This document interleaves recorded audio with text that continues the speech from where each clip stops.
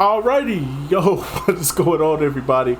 It's your boy, Mr. DDG94, back with another reaction video. Today, we finna react to WWE SmackDown games ranked worst to best. Now, if I had to say the best, I would probably say it's between SmackDown, WWE SmackDown games. I would probably say Here Comes the Pain is probably the best one by far. The worst, I don't know. I never played any of the PlayStation 1 games, so I don't know how they go. My WWE video game experience started on the PS2. So Just Bring It, Shut Your Mouth, Here Comes the Pain, and so on and so forth. That's my experience. But anyways, though, without further ado, let's get right into it.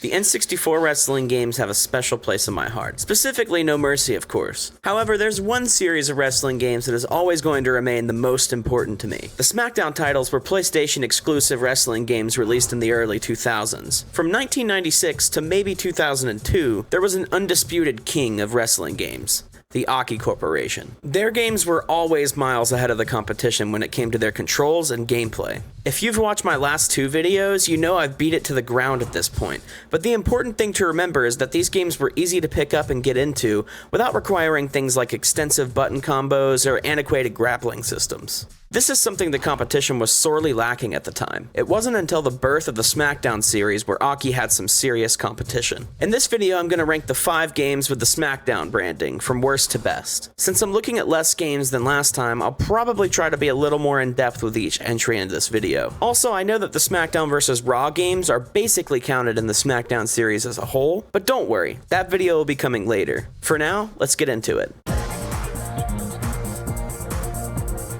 Something that always cracks me up is laughably bad commentary in a wrestling game. There's a few wrestling games with awkward or stilted commentary audio played throughout the matches, like WWF Warzone, for example. My granny is the most feared object of pain in the WWF.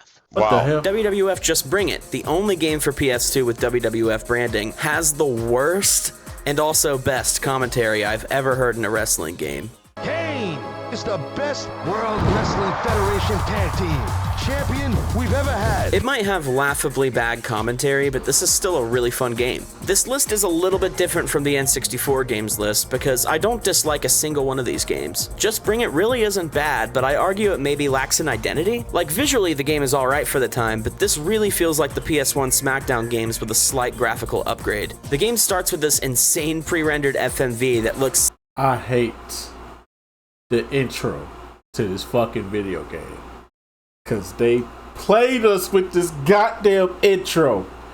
They made it seem like this was gonna be the game we was gonna end up playing, and we ended up playing some pixelated bullshit. Oh my god, bruh. I hate these niggas for this shit. I thought we was getting the most graphical, advanced wrestling game ever made, dog. Hold on, bro. I gotta show y'all how they pump faked us on this one. I gotta show y'all how they pump faked us on this one. Which one is it? Which one is it? It's Just Bring It. Okay.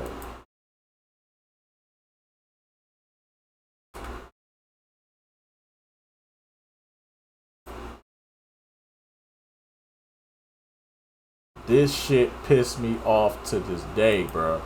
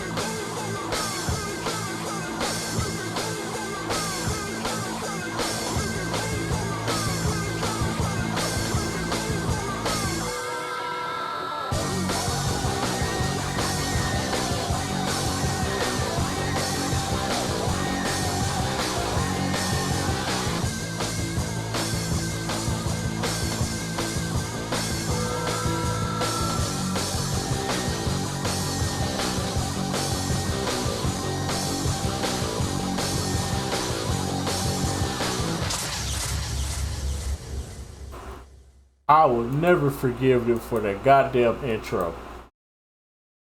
Significantly better than the game's actual graphics, so it's a slight disappointment that the presentation overall leaves a bit to be desired. Match types are here and fun as ever, and the create modes are really good for the time. However, the Hell in a Cell match is definitely off scale-wise, which was a huge problem for wrestling games of this era for whatever reason. I think ultimately what lands this game in the bottom spot here is its similarity to the previous two, and its incredibly short story modes. Something I will defend is that you're kind of meant to go through story mode multiple times as different wrestlers, but each wrestler's story mode you'll probably be able to beat in 10 to 30 minutes. This game also came out at a weird time for the company. They were on top of the world and putting on some of their best shows ever, sending off the Attitude Era with grace after buying out the competition. But it was still a transitional period between the Attitude and Ruthless Aggression era, and I think this hurts the game's presentation. For example, there's no SmackDown Fist Arena, even though SmackDown had switched over to that design a few months prior to this game's release. There's still a ton of fun to be had here and some crazy unlockables, and the fact that you can unlock Fred Durst from Limp Bizkit as a playable character is amazing. He's even got his own unique entrance and everything. This game, as well as the previous two SmackDown games, have this really weird turn of the millennium futuristic aesthetic to their menus, which I think is kind of cool looking actually, just a bit weird. It feels more like Tekken Tag Tournament than a WWF game, but it's pretty cool. Overall, I think Just Bring It is definitely still worth playing and plenty of fun, but every subsequent entry in this video is either infinitely more playable with more content or significantly more important in a historical sense, so this one just kind of sits in the middle as a bit of an awkward release. These games land the spot above Just Bring It by virtue of just being so damn cool for the time they came out. Ever since WCW vs. The World, the PS1 had been pretty shafted when it came to wrestling games. Yeah, they got the decent Warzone and Attitude, and the fun and silly In Your House and WrestleMania the arcade game. But other than Aki's first and only venture on the console, you were not going to find anything competing with the likes of WrestleMania 2000 or WCW NWO Revenge. At least, until WWF SmackDown came out. This game started my favorite series of wrestling games and is still really fun today. The sequel, SmackDown 2, is even better, providing more content and features. I'm looking at these two together because unlike the others on the list that have more defining features to separate them between games, these two are incredibly similar. I bet some of you couldn't even tell me which one we're looking at right now. That being said, they're both still great and introduced us to the early SmackDown titles really fast and arcadey gameplay. It's up to you whether you like how quick these early games are, and though later games would slow down the gameplay significantly, I personally prefer the SmackDown games that are somewhere in the middle. The absolute chaos of these games is kind of unmatched, however. You can win a ladder or table match in less than a minute if you know what you're doing. Speaking of ladders and tables, SmackDown 2 has a plethora of match types to choose from, outshining all but No Mercy when it comes to games from this era. SmackDown 1 is no slouch either, providing a decent selection. Both games are pretty solid when it comes to features, but I've never been a fan of either game's season mode, specifically SmackDown 2's. Even though it has its defenders and was probably pretty cool for the time, this season mode is a slog, and I don't recommend it. The first game's is a little better, but still not great. I'm glad that they're here, but they both feel kinda shallow compared to later games. Especially SmackDown 2's season mode with these little battle bars you have to sit through for every match, even the ones you don't participate in. Other than that, SmackDown 2 is a solid improvement over its predecessor and is the one I recommend booting back up of the two. You can nitpick these older games hard on some of their more janky aspects, but the bottom line is that they're still really great wrestling games that I think anyone can find some fun in. I feel like everyone knew what the number one slot would be before they even clicked on the video, but damn if it wasn't a hard choice between the last two. There's things about this game that I prefer over any other SmackDown title. There's so many crazy things to do in this game. I remember finding out about how you could climb the SmackDown fist as a kid, or even the big King of the Ring throne. And that animation that plays when you fall from a huge distance always cracks me up. Shut Your Mouth is fantastic. Everything here is fleshed out and fun. Tons of match types, great early Ruthless Aggression era roster, solid presentation and graphics, excellent create modes, it's all here. This game feels a little more like the earlier SmackDown titles than Here Comes the Pain does. It was the last game to have the older grappling system before Here Comes the Pain switched it to the 16 grapple system that would also be in the first two SmackDown vs. Raw titles. I really enjoy both styles, so it's good to have two amazing games to come back to when I'm in the mood for either. This game is noticeably slower than the previous three titles in the series, and I don't think that's a bad thing at all. You'll notice that your moves feel so much more impactful, and wrestlers don't just no-sell your big moves and finishers. The animations are better than ever before in a wrestling game. Big aerial moves like swantons and frog splashes don't feel like almost wasted finishers like they do in previous games. They have their own custom animations for the person doing them and for the person selling it, and it works so much better. I really enjoy this game's presentation. The graphics are a noticeable improvement over Just Bring It, and models look detailed. This game has commentary in it as well, and I think it's really well done. It's very subtle, and they don't talk nearly as often as they do in Just Bring It, so it sounds a lot more natural. Also, this is personal preference, but I prefer having JR and Jerry Lawler on commentary, even though they were the Raw guys and not the SmackDown guys. I'm gonna say something controversial here, but I think that there's an argument to be made that this season mode could be even better than Here Comes the Pain. It's definitely a close call personally for me. This game's season mode is amazing. I really enjoy being able to walk around the arena before matches. They go super far with this too. You can even go to WWF New York if you get on the subway. It's ultimately pointless, but it's so cool that they put that in just for fun. You can also talk to random wrestlers you see along the halls, and this can lead to backstage matches or feuds. I also love how the story mode starts with the first Raw and SmackDown draft, which happened on TV around this time. Overall, Shut Your Mouth is incredible, and the next game on this list just barely beats it in my opinion. If you've somehow missed this one and you love these old wrestling games, you owe it to yourself to give it a shot. Just like my last list, I had to go with the obvious pick here. Here Comes the Pain is easily my favorite wrestling game ever made. I honestly don't even know where to begin. Well, for starters, everything I said about how Shut Your Mouth really improves on the animations and the overall impact of your moves can be doubly applied here. There's a weight to every character that wasn't fully incorporated into the earlier titles. Big moves like choke slams and power bombs feel gigantic here. When you play as a powerhouse wrestler like Undertaker, Kane, or Brock Lesnar, you really feel like your grapple moves are doing loads of damage. This is also in part due to the game's new attribute system, which is more fleshed out than ever. Playing as Brock Lesnar or Goldberg is honestly like easy mode in this game, and it's so fun.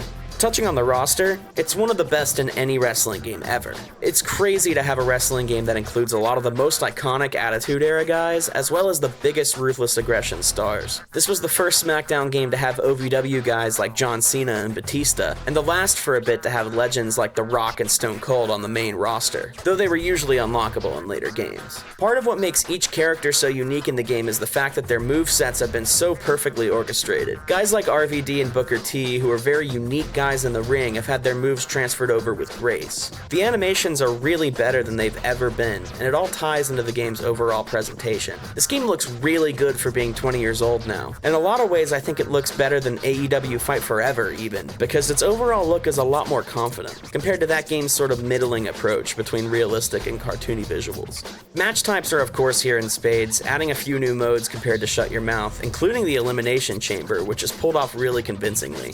I always loved how you were able to climb the chambers for high spots. This game also added the first blood match, making it the first SmackDown title to have blood, and it adds a lot to the longer matches. Along with new match types, we have the best Creator Wrestler mode yet, with a huge amount of moves to customize thanks to the new grappling system, which allows each wrestler to have 16 different grapple moves. They also changed the reversal system so that R2 blocks grapples and L2 blocks strikes, and this is a huge improvement from using the square button to reverse in the previous games.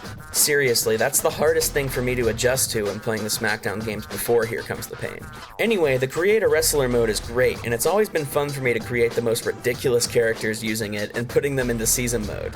Speaking of season mode, I know I said that Shut Your Mouth and this game are incredibly close when it comes to their season modes, and even though I might prefer the former in this category just because that's where I've spent more time, you can't discount this game's fantastic season mode. I'm not going very in-depth in this video because my goal was just to give a quick rundown of each game, but I would love to make a dedicated video just on some of these games' season modes.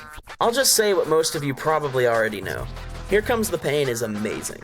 I would personally argue that it's the greatest wrestling game of all time, and 20 years later, it's never been topped. I'd go as far to say that even if you're not a fan of pro wrestling, there's something here for everyone.